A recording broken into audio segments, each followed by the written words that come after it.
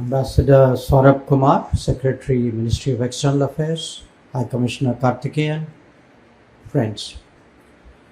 I'm on my first visit to Fiji, not just as External Affairs Minister, it's my first visit ever. And after 2 days, I'm wondering why it took me so long. So it's really been a very, for me, a very interesting visit. A lot of things that I can relate to, a lot of things that I learned from being here. So what I'd like to do today is perhaps talk a little bit about my visit, because by doing so, I think you will get a sense of what is happening between India and Fiji. I'd also like to talk briefly to all of you about what is happening in India, because when I travel abroad and meet the Indian community, that's something that I always do. Now, as the High Commissioner told you, I'm here partly because a visit from an Indian foreign minister was overdue. But I'm also here because the Vishwa Hindi Sammelan is taking place right now in Nandi. It's something which probably would have happened a few years earlier, but for the COVID. But still, I must say from the meeting yesterday that we really got a very fulsome cooperation from the government of Fiji, a very strong participation by the Fijian Indian community, and really a very good global response. I think we have Hindi scholars and pundits from more than, I think, 30 countries. So now I begin with the Vishwa Hindi Sammelan, because in many ways it's illustrative today of what India means to the world. The fact that there is virtually no country in the world without an Indian community of some size. The reality that this community spreading across the world has achieved its own successes, its own, I would say, milestones, and is today an enormous asset both to India, to the country where they live, as well as to the world. Now, in an era of globalization, it is reasonable to expect that this will only increase with time, because I think all of you would readily appreciate that today in the world needs talent, world needs skill, world needs professionals, world needs mobility. Because where the demand is not where the demographics is. And how to balance that out today is one of the big developments in the global economy. But I also mention all this to you because at home there has been enormous change, there's been great growth, but we have come through a very difficult time, like the entire world, dealing with the COVID. But we have come through stronger, because I think we handled the COVID with a great deal of thought, with a very sound strategy, with capabilities which many doubted we had, with a degree of self-assurance, which I think even surprised ourselves. So today the picture really is of an India very much on a recovery path, quite confident about handling what is clearly a difficult global situation, because the world has been impacted by 3 years of COVID, by a year of the Ukraine conflict and all the complications of that, by other stresses, some of which predated COVID, by debt, by trade disruptions, by climate change. So it's a messy world out there, but it's a world which and India is today looking at with a degree of self-assurance and a degree of self-confidence. And that is also the perspective which I bring to bear in relationship to Fiji. Now, At the Vishwa Hindi Sammelan yesterday, we were very honored by the presence of the President of Fiji at the inauguration, by the fact that the Prime Minister of Fiji hosted the welcome event in the evening, by the presence of a number of leading members of the cabinet, and as I said, by representatives of the Fijian Indian community itself.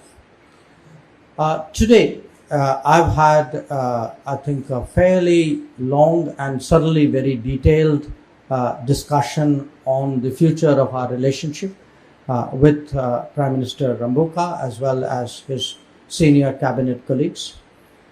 And the message that I brought to him from Prime Minister Narendra Modi was that India's interests in the Indo-Pacific today are very substantial. Whether you look at it as economic or trade interests, whether you look at the diaspora, or whether you look at the politics and the security and the strategy, or the technology. So when we look at the Indo-Pacific, we certainly see Fiji as a very important partner. A partner with whom there is a historic link, with whom there is an established relationship. And the challenge for us as the two governments is, how do we refresh this relationship? How do we make it more up to date? How do we address the issues which may have arisen, especially in the last 3 years? Because there's no country in the world which can say the last 3 years has not been transformational for them. Transformational both in a challenging sense and in a sense of discovering new capabilities. So our meeting today spent a lot of time addressing how to expand our development partnership. From the side of Prime Minister Rambuka, I certainly heard very clearly and loudly how much the Fijian Indian community and their contributions are valued. How keen the Fijian government is today in actually upgrading our relationship and intensify cooperation.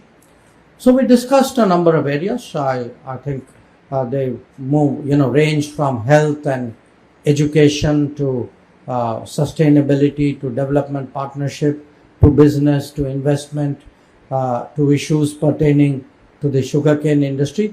I mean, nothing which would come as a surprise to you. But I would certainly say the intent was to have a very open talk about what we could do for each other and with each other. And I leave with a sense of a agenda in an outline. I got a clear picture of where Fiji wants to go, what are their priorities, where they think India can be helpful. And my task going back after reporting to Prime Minister Modi is really to fashion an agenda that how do I take this relationship forward? How do we, where do we invest our resources and energies? What is it we prioritize? Where is it that our capabilities can be useful? And our own experiences with different countries really working together can make a very substantial difference. They can make a substantial difference in terms of projects. They can make a big difference in terms of capabilities, exchange of experiences, training.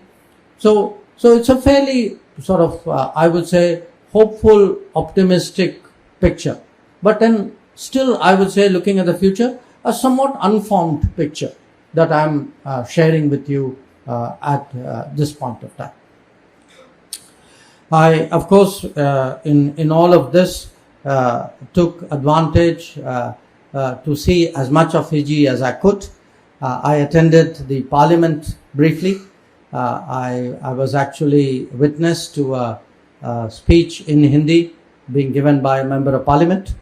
I yesterday visited the Sri Shiva Subramaniam Swami Kovil.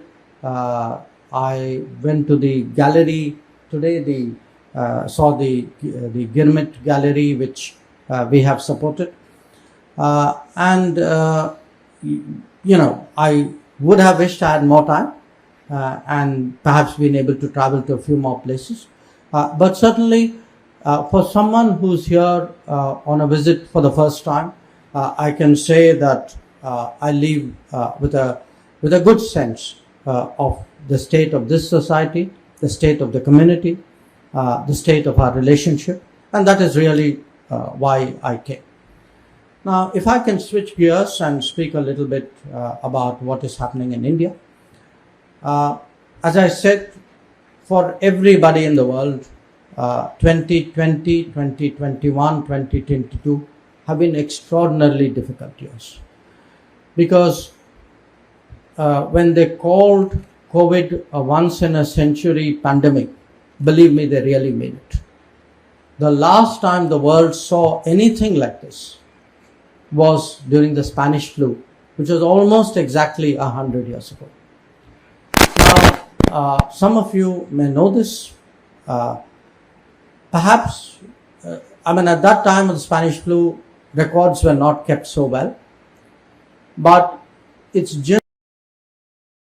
generally agreed that probably the geography where the maximum casualties happened was the Indian subcontinent. When COVID happened, there was a very strong expectation that something along these lines would be seen again. That in very, very serious levels, concerns were expressed. How would a country like India, with its level of income, its level of development, the inadequacies of its health system, the shortcomings of its medical world, how will we deal with a challenge like this? Now, if you fast forward 3 years, actually what we saw during this period was a country, because of leadership decisions, was able to create COVID centers literally by the tens of thousands, was able to manufacture ventilators, PPEs, masks, was able to produce vaccines, not just for itself, but for the world, was able to invent vaccines during this period, was able to get 2.5 billion shots in the arm and give you a digital certificate, which not many countries did initially. And not many countries, by the way, got shots in the arm also with the kind of frequency and coverage that they should have. So that's one part of it, that we came through the public health challenge. Not without cost, not without challenges, not without losses. Because there would be nobody in India who's not in some way been impacted personally by the COVID. But there's another part of this which is less known, and it's important that all of you appreciate it, which is that especially during the lockdown and the economic consequences that followed, there was a genuine fear of what happens when the informal sector shuts down, what happens when people go back to their villages, how do people deal with the loss of income, the absence of food during this period. And that is where the results of 9 years of better governance actually showed up. We were able to undertake the biggest food distribution effort in the history of the world. That for 2.5 years, till the end of last year actually, the Indian system, the Indian government was able to give food to 800 million people, was able to give food free to 800 million people, was able to put money in the bank accounts of 400 million people. And all this would not have been possible had the changes which enabled them not already happened? That because people were encouraged to get their Aadhaar number, because people were told, go open your bank accounts, because people were told, get digital, use your phone, to link up with the real world. It is actually, for those of you who may not have been to India in the last 3 years, the biggest change which has happened in the last 3 years is the faster digitalization of India. That so much more today was done because it could be done on a digital platform. In fact, even the vaccination, we would not have been able to get that coverage so systematically with no disruption had it not been for the fact that it was riding on a digital system. Now, the digital system is not just meant for emergencies. It is also meant to improve daily governance. And that too, we are seeing today. That at this time, we are constructing a social safety system in India, a social welfare program in India, which envisages people getting easy health access with the coverage, with the affordability for it, which promotes people getting pensions, which supports funding from government for people to build their own houses, which actually has enabled farmers by the millions, by the tens of millions, to get support for their crop on a rotational basis.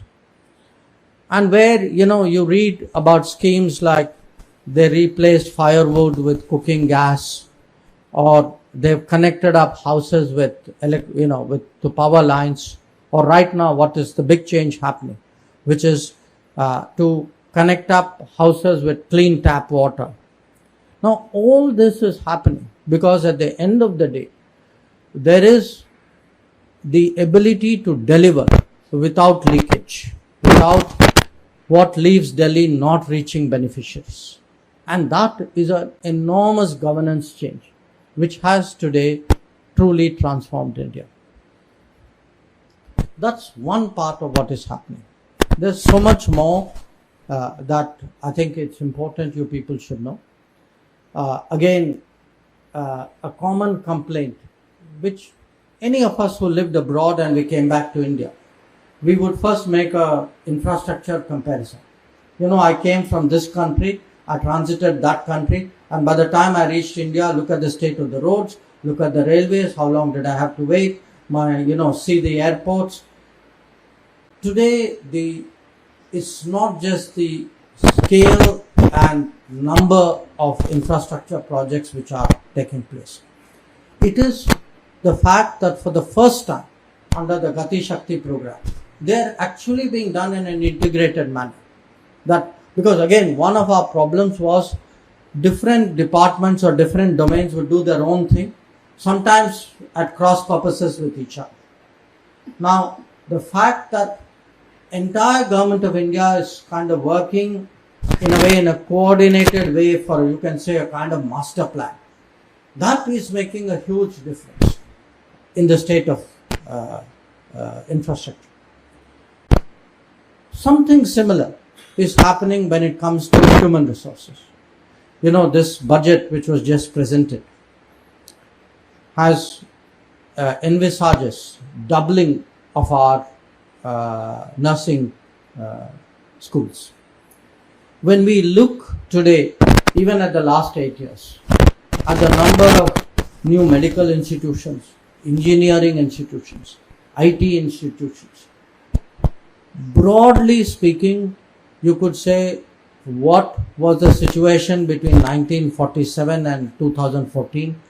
Today, you would see increases somewhere between 50% to 100% of what was the achievement of the previous tenure.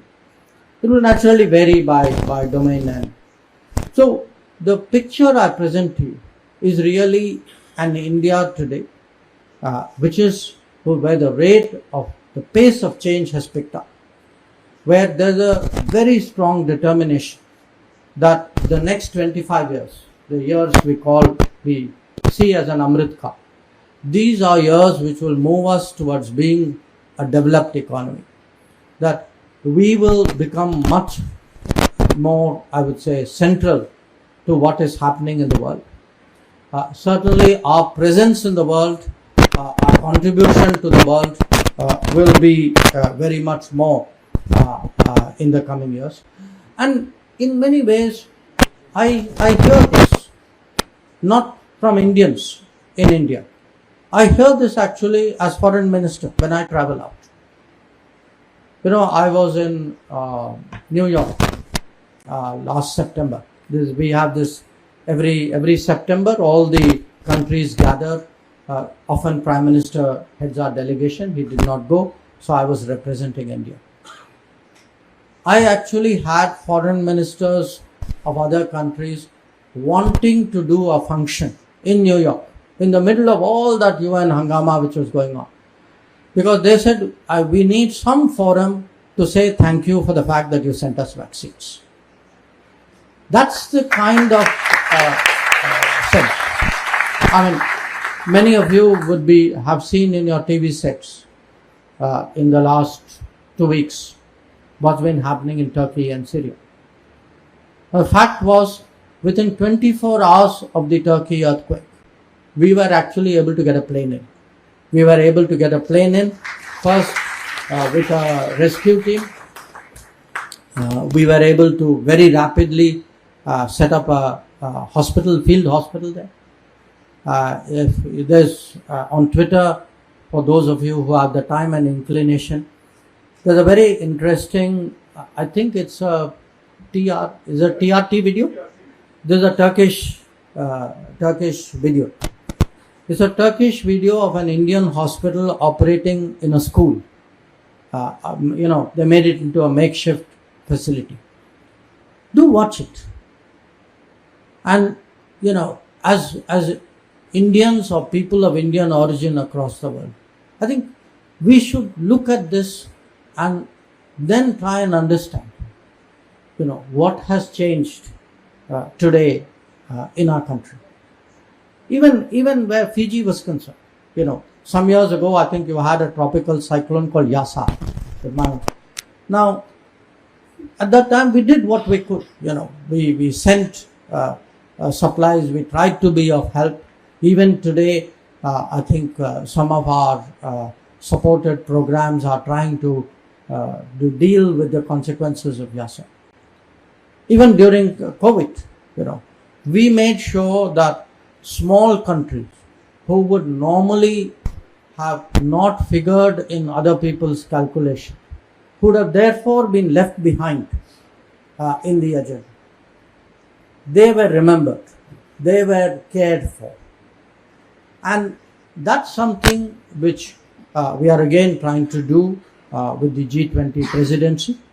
As you all know, this year we hold the chair of the G20, and we genuinely want our presidency to make a difference. And we want that to make a difference not through political headlines. What we are interested is, ask around the world, what is it that is missing? Which part of your concern did not get on the table? How do we voice that? How do we bring the agenda to the right consensus? And why we are doing it internationally is because we are doing it domestically. That if you look at India's foreign policy today, and I say this as someone who's finished 45 years in the business, what for me has changed in foreign policy is today foreign policy is beginning to reflect a lot of the deep socio-economic concerns we have in India. Just like we are transforming the world within the country, we want to also transform the world outside. We know that, it's not something any country can do alone. Certainly, we cannot at our stage of development. We therefore are looking at partners. We are working with other countries. So that's really, in a sense, a caring but pragmatic, a realistic, but at the same time a very helpful view of the world. And I think you will see a lot of that today applied to the relationship with Fiji. So what I can promise you as people who live here, that this relationship will certainly grow in the coming years. It will get full attention. We will look for ways and means of intensifying our cooperation, of finding ways of helping, the community here. Because for us, again, Indians abroad are both a source of strength and a matter of pride. Part of the reason why we take such extraordinary pains during COVID through the Vande Bharat mission, or you saw in Ukraine during Operation Ganga, that we feel today India must look after its people or people of Indian origin to the best of its ability. And our abilities have grown. So this too will grow in the coming years. So once again, I thank the High Commissioner for inviting all of you. It's a real pleasure to see or meet all of you. I again want to say that it's for me been a very, very pleasant experience, and certainly when I leave tomorrow, a very happy memory of coming here. I hope to come back, perhaps meet some of you in more easy circumstances, but it's truly been a great pleasure. Thank you. Jaishankar.